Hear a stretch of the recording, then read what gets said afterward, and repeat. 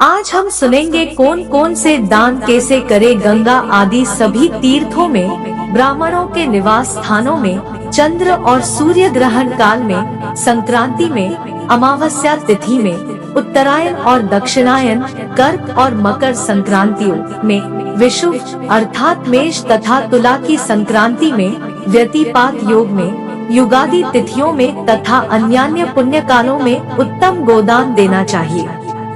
आतुरकाल और ग्रहण काल, इन दोनों कालों में दिए गए दान का विशेष महत्व है, इसलिए तिल आदि अष्ट दान अवश्य देने चाहिए। तिल, लोहा, सोना, कपास, नमक, सप्तधान्य, धान, जौ, गेहूं, उड़द, काकुल या कंगुनी और चना, ये सप्तधान्य कहे जाते हैं। भूमि और गाय, इनमें से एक एक का दान भी पवित्र करने वाला है। यह अष्ट महादान महापातकों का नाश करने वाला है। अंतकाल में इसे देना चाहिए। इन दानों का जो उत्तम फल है उसे सुनो। 3 प्रकार के पवित्र तिल मेरे पसीने से उत्पन्न हुए हैं। असुर, दानव और दैत्य तिल दान से तृप्त होते हैं। श्वेत, कृष्ण तथा कपिल, भूरे वर्ण के तिल का दान वाणी, मन और शरीर के द्वारा किए गए त्रिविध पापों को नष्ट कर देता है। लोहे का दान भूमि में हाथ रख कर देना चाहिए। सा करने से वह जीव यम सीमा को नहीं प्राप्त होता और यम मार्ग में नहीं जाता।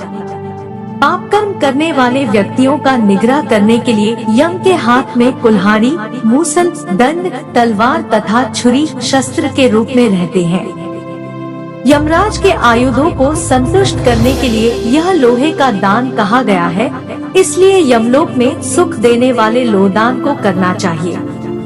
जब कभी भी श्रद्धा उत्पन्न हो जाए और जब भी दान के लिए सुपात्र प्राप्त हो जाए, वही समय दान के लिए पुण्य काल है, क्योंकि संपत्ति अस्थिर है, शरीर नश्वर है, संपत्ति सदा रहने वाली नहीं है और मृत्यु प्रतिक्षण निकट आती जा रही है। इसलिए धर्म का संचय करना चाहिए। अपनी धन संपत्ति के अनुसार किया गया दान अनंत फल वाला होता है। इसलिए अपने कल्याण की इच्छा रखने वाले व्यक्ति को विद्वान ब्राह्मण को दान देना चाहिए। धन, पुत्र, पत्नी आदि बांधव और यह शरीर भी सब कुछ अनित्य है, इसलिए धर्माचरण करना चाहिए। जब तक मनुष्य जीता है तभी तक बंधु बांधव और पिता आदि का संबंध रहता है। मरने के अनंतर क्षण मात्र में संपूर्ण स्नेह संबंध निवृत्त हो जाता है। जीवितावस्था में अपनी आत्मा ही अपना बंधु है, सा बार बार विचार करना चाहिए। मरने के अनंतर कौन उसके उद्देश्य से दान देगा, सा जानकर अपने हाथ से ही सब कुछ दान देना चाहिए, क्योंकि जीवन अनित्य है। बाद में अर्थात उसकी मृत्यु के पश्चात कोई भी उसके लिए दान नहीं देगा। मृत शरीर को काट और ढेले के समान पृथ्वी पर छोड़कर बंधु बांधव विमुख होकर लौट जाते हैं। केवल धर्म ही उसका अनुगम करता है। धन संपत्ति घर में ही छूट जाती है, सभी बंधु बांधव श्मशान में छूट जाते हैं, किंतु प्राणी के द्वारा किया हुआ शुभाशुभ कर्म परलोक में उसके पीछे पीछे जाता है। शरीर आग से जल जाता है, किंतु किया हुआ कर्म साथ में रहता है। प्राणी जो कुछ पाप अथवा पुण्य करता है, उसका वह सर्वत्र भोग प्राप्त करता है।